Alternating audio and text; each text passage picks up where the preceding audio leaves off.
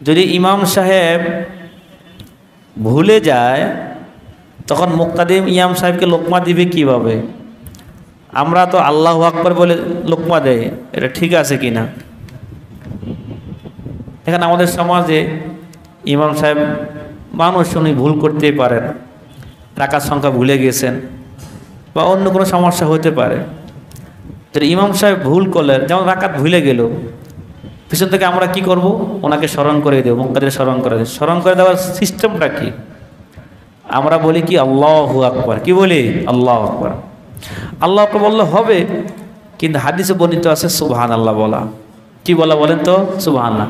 সুবহানাল্লাহ বলে ইমামকে স্মরণ করে দিবেন। হাদিসে বর্ণিত আছে মান নাবাহু শাইউন ফি সলাতি ফালিয়াকুল সুবহানাল্লাহ।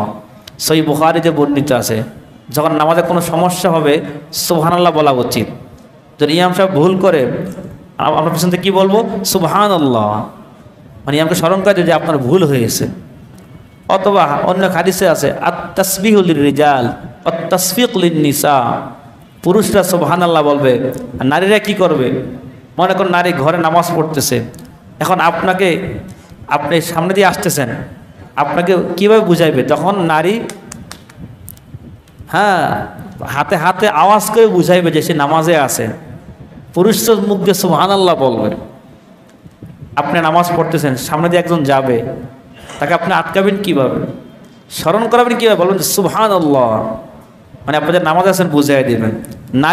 নারী কি করবে? নারী হাত দিয়ে কী করবে? আওয়াজ করবে।